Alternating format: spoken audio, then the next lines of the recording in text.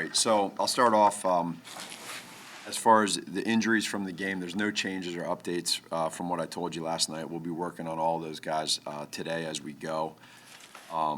With Andy, the next 2 days are gonna tell us a lot with where he's at, so we'll have to, we'll keep an eye on that, and then we'll update you on Wednesday as to his status, and I think it'll be important for us here these next 24, 48 hours to get a good feel of where he is.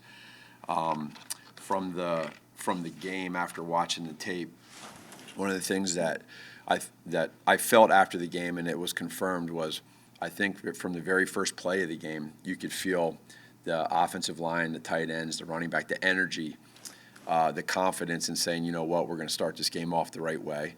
And a couple of those touchdown runs that we had, when you watch the tape, you can really see the finish. That's what I love about. That's when you put that finish on tape, and you see how excited the guys are after they score, the juice, the energy, the vibe. That's what I felt watching the tape last night and this morning offensively. And that was, there's some plays that we learned from in that game, but at the same point in time, I loved that part of it. I felt that, and that was important. Defensively, there was, I thought, in the red zone, we made those stops. Ogletree made a great play right before the tip, that he tipped the ball in the end zone, made a heck of a play there. Flying around, he was all over the place. I really felt him and Roquan in there, getting tackles and doing different things. But as a team on defense, getting those stops in the red zone was great. Getting those takeaways was great. And then special teams wise, you felt a little bit of that field position, like I said last night. So that's a good thing when you have those three phases that work together. And now what we got to do is be able to fix some of the things that we can get better at, which is, obviously playing these guys again, being a division opponent. We'll have that opportunity. But all in all, I'm proud of our guys. I'm proud of our coaches and players for standing up. And after that was coming off that week was rough. Everybody wanted to bounce back from that, and I thought the players did a great job of responding. Matt, Justin said yesterday that in a weird way he was kind of glad that the Cleveland thing happened. I'm curious, as you've kind of learned about him over the months and specifically last week, how do you describe his ability to kind of handle struggle and hardship? Yeah, he's one of the better ones I've been around with that. For 22 years old, to have that is rare. And it started with us Monday morning after that game, is being able to have discussions on why things went the way they did. Both of us, me as a head coach, him as a quarterback, us as a team, talking through it and saying, okay, how do we fix it? And again, I think I told you this last week, but in the beginning of the week, I think it was Wednesday, we were out at practice and just talking about what did happen and how we're going to try to turn that into a positive. And sometimes it might not be a week or 2 weeks or 3 weeks. It might be a year when you look back. Who knows when it is, but you look back and you say, you know what, that really, it pulled us together, and it helped us learn where we can get better. And again, like I said, for me, I learned a lot, not just about Justin, but our offense and everybody in general. And Justin was a part of that, and just that's going to be part of this process that he continues to grow with, And I thought yesterday him rebounding the way he did, standing in the pocket, making good throws. He had the one where we got the sack. But again, that's 2 times now that Justin's been playing quarterback where there's been a sack fumble, and out of nowhere here he comes to get the ball. That's huge. That's a big play that happened. That was a negative play that turned into an okay play. Coach, regardless of things you can point to that he corrected from the prior game? I would say, really probably there's some decision making here or there throughout the game that you work with, whether it's you're working with your feet and the timing of matching up your feet with when you throw the ball, and that decision making. And he had some good ones in that Cleveland game too, where he made some good progressions. There was an RPO where he did a good job in Cleveland. Yesterday, he was able to, I thought he saw, when I go back and watch the tape, I thought he saw the coverages pretty good. They were really holding their shell. So or their cover 3 or 1. So they were 2 high safeties and at the snap coming down. That's hard as a quarterback, no matter who you are, when you hold your shell that long. And so I thought he did a good job of understanding that post-snap. And in Cleveland, It wasn't always like that every snap, but I felt like for all of us, like there was more of looking at the offense and looking at what was going on with the offensive players. And yesterday there was a lot of looking at what's going on with the defense, and that's a positive step right there for him. Matt, can you explain clearly for us how you're gonna decide who's playing quarterback? Yeah. Solely on Dalton's health, or are you evaluating Fields' performance in light of the improvement from? So when we work through this whole process, we got to see where Andy's at health-wise these next 2 days. That's important because, like we said this whole time, when Andy's healthy, right? When he's healthy, he's our starter. He's the 1, Justin's the 2, Nick's the 3. So what's been great about this, the last couple weeks is Justin's had the opportunity to play and get significant snaps, and he's grown from it. So now we just got to see where is Andy's health at. Honestly, the next 2 days will be revealing to us. And then once that happens and we get a feel for where he is, then we as coaches decide, okay, hey, where are we at right now? How do we feel he is percentage-wise, Andy, to be able to go into that game as the starter? So if he's healthy, if he's good to go, then he'd be the starter. Correct. Coach, regardless of who is actually calling the plays, how much importance do you place on your young quarterback saying that it's useful for him, at least at this early stage of his career, to have that calming influence of a coach in the booth as opposed to the high-energy environment on the sideline? I think when we go through these type of scenarios, right, and you talk through with the quarterbacks, we're always meeting together. Flip, quarterback coach, the offense coordinator, Bill Lazor, myself. We're always talking through the game plan, and then it's just the logistics and the procedure of how it goes. And when you're open the entire week and you talk about the plays that we all like, we do it together, and that's it's pretty simple. And the quarterbacks are awesome; they're great with it and they get it. Now, when you go for it on 4th and 1 at your own, 47? Yeah. Something like that. What's the thought process there? Is it that it's a yard? Does it go back to you wanting the ball and wanting to generate some momentum? And how quick was that decision made? Both. And the decision was made quickly. And again, so 2 things. Number one, when you get the ball, you want to be able to go down and score.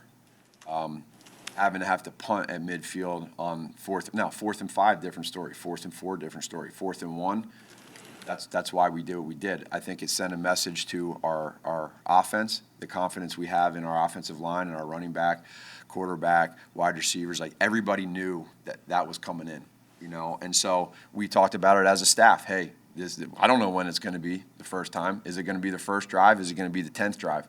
But we felt good with a couple plays, knowing what we were going to do in that situation. To get it just gives you a little bit more juice to get that drive going and maintaining it. So I think it's probably a little bit of both. Matt, a lot of people put themselves in your shoes and say, I was intrigued enough by Justin Fields, what he did, to let him ride the wave against the Raiders.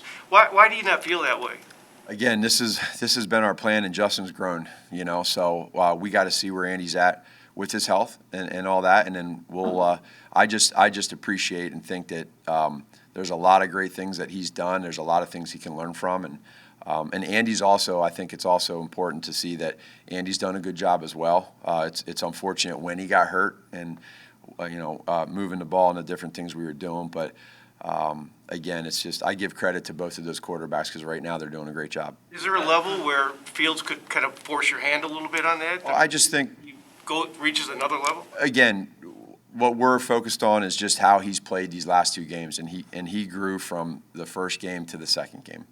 And you look at really this plan that we've talked about the whole time is what we've discussed with everybody. We've discussed it with the quarterbacks. They understand it. They both know, including Nick, that they all need to be great in practice when they get their opportunities in the game. And that's all they're doing. Justin's been phenomenal with understanding that. I think it's great that he's had an opportunity. Unfortunately, with Andy's health, that happened. But right now, when you look at where Justin was in Cleveland 2 weeks ago versus where he just came from this past week, he's done a really good job. Is there room for improvement? Of course. Absolutely, there's room for improvement. But I think his confidence is a heck of a lot better right now than it probably was a week ago, and that's a credit to Justin for handling it the right way. With Justin getting on the field a little bit earlier, and showing that growth week to week. Have you learned anything about how he learns? Has that Yeah. kind of changed maybe how you approach the development? Sure, yeah, I've learned a lot. We all have as coaches, and Justin has too, because we talk through the things that we think he does well, the things that we think he can get better at. I mean, we were just up watching the game again as a staff this morning and just talking through some of the things that are subtle, they're little, but they matter. And so we'll get with those guys and we'll talk through and give the whys of how you can grow. And they're little things, but they're things that defenses will try to take advantage of. So that's as much as we can check those off as we go with Justin, he's going to keep developing.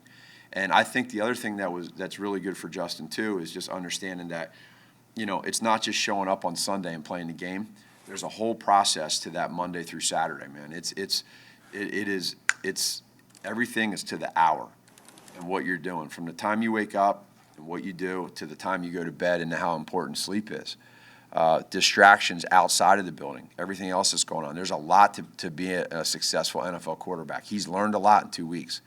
And again, I think for us now, we feel really good with where we're at with this quarterback position, and that's important right now. And Justin needs to be given a lot of credit for the way that he handled yesterday. On a 64-yarder to Mooney in Yeah. the first quarter, what was your assessment of the timing, the ball placement, and it seemed like the vision on the safety was there as It well? was awesome. So Justin, when he snapped the ball, they had a little adjustment where they came down, the safety came down strong.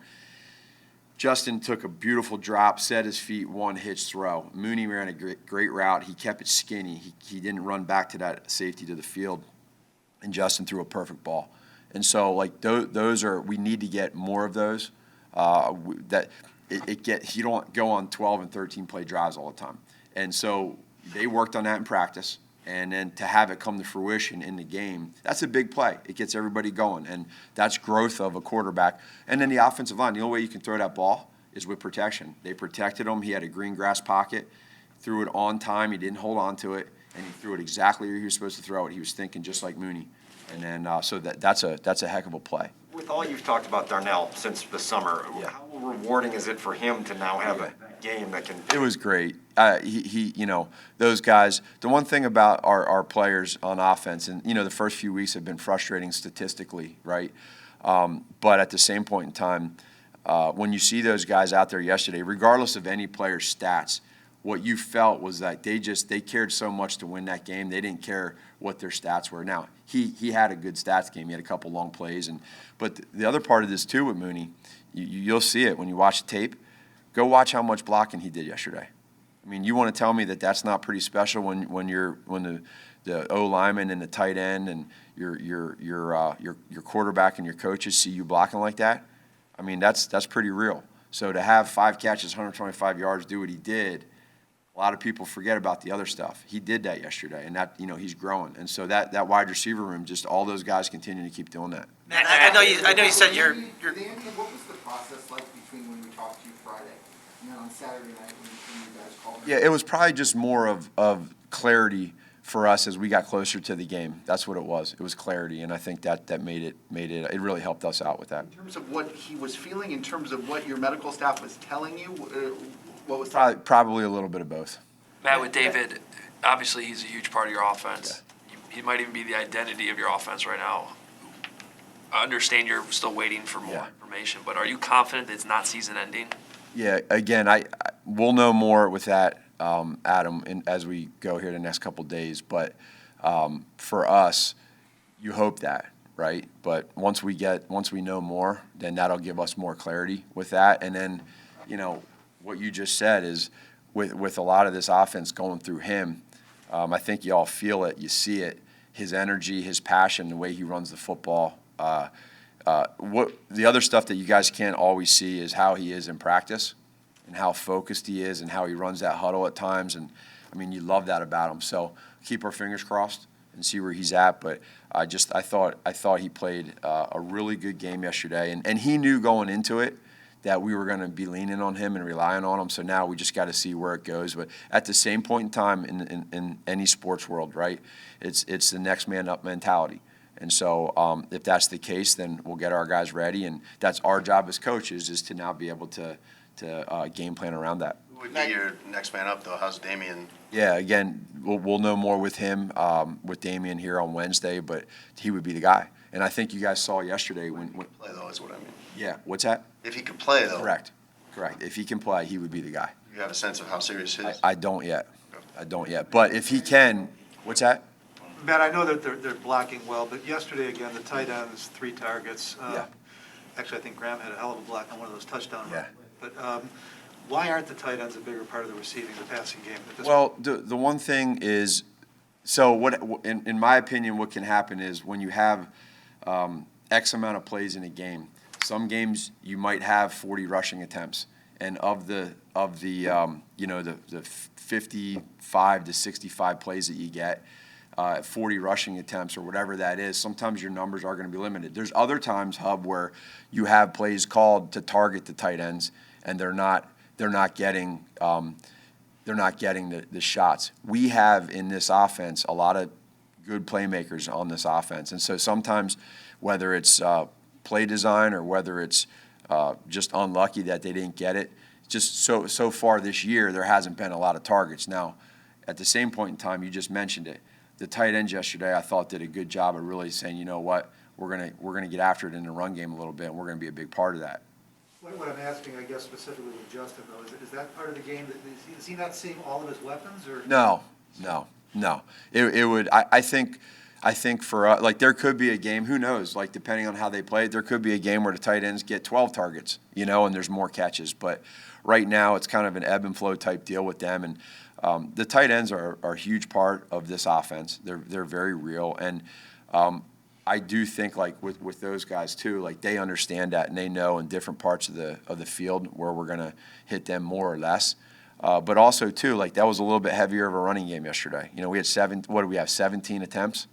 So 17 attempts, and you got 5 receivers and 3 tight ends. That's 8. That's, there's not a lot of targets to go around in a game like that. Matt, since David Montgomery probably missed some time, and Damian Williams will have to step up, Khalil Herbert will, of course, have to get some of those carries. How confident are you in the rookie to be able to handle this situation? Yeah, I think that Khalil has shown to us from the very first day he got here, he's very mature, he's very focused, he's learned. I think Coach Petrie's done a great job of helping him learn the game. You know who else has done a great job is those backs in that room. They've insulated him the right way and taught him whether it's protections, scheme, how to watch tape. And so if it comes to that, we have a lot of confidence in Khalil. You see what he's doing on special teams with the kickoff returns. He does a great job for Tabes, and he's a bright young man, and I think he's got a bright future. So, again, it's one of those deals where, I can remember in the preseason several years ago when Spencer Ware tore his ACL against the Seahawks in preseason 3 or 4, and a running back by the name of Kareem Hunt stepped up and became pretty good. So you just never know where guys are and how they go. But if that's the case, we have confidence in them. What was the explanation you got for the 15-yard penalty on the punt for the guy tackling? It seemed like they said it was in their opinion what they saw, that it was illegal and that he hit him too soon. So those are. It's easy for all of us, and I'm a part of it down there too, right? You get emotional, you get into it. That's a big play, but it's easy for us to look at it on TV and see it in slow motion. Those referees have a tough time sometimes seeing that when it's bang bang like that. So that's the explanation they gave me. Thank you.